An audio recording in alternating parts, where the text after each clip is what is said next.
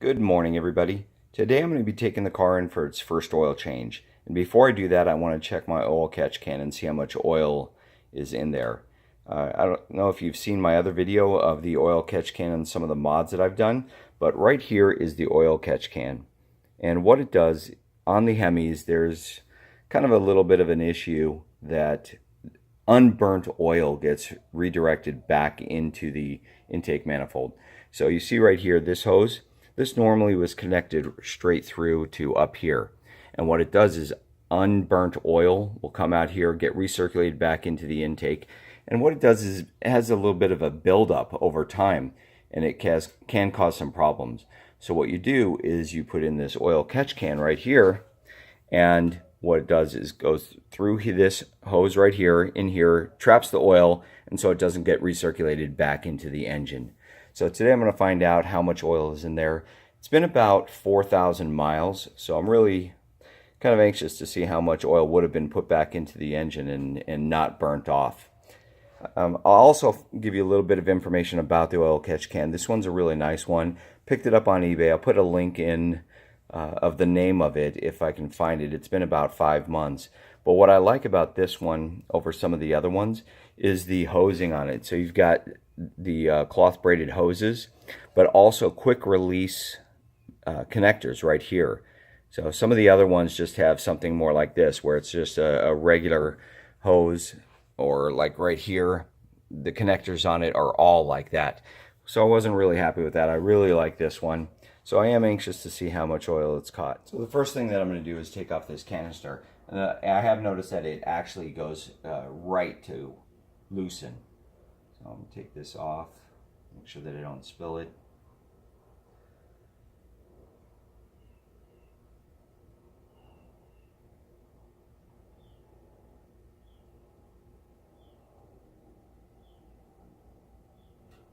Hopefully it's not overflowing.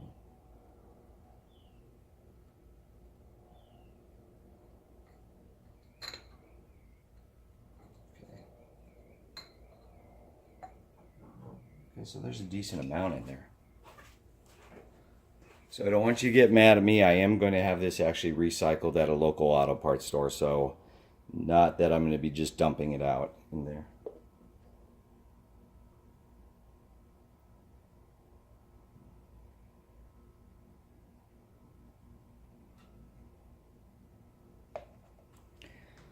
So as you can see, I mean, there's not a lot of oil, but you know, I mean, that's still a lot of oil that's going back into the engine that's not being burnt off. So this is after about 4,000 miles. So it's still a decent amount, and stuff that I wouldn't want going back in there and not getting burnt off. So it is nice that I have this, and I'm now just going to put it back in.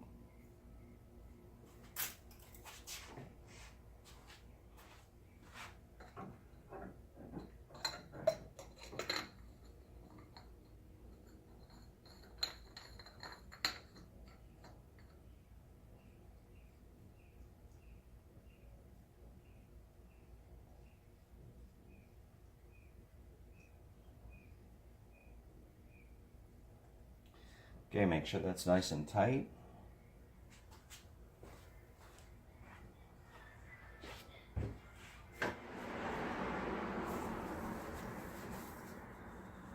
That was it. Now she's ready for an oil change. The other thing that I'm going to do on here is actually reset my taser so that they don't know that I've got a taser. I'm going to put it all back to factory settings, and then we're done. We're good to go for our first oil change.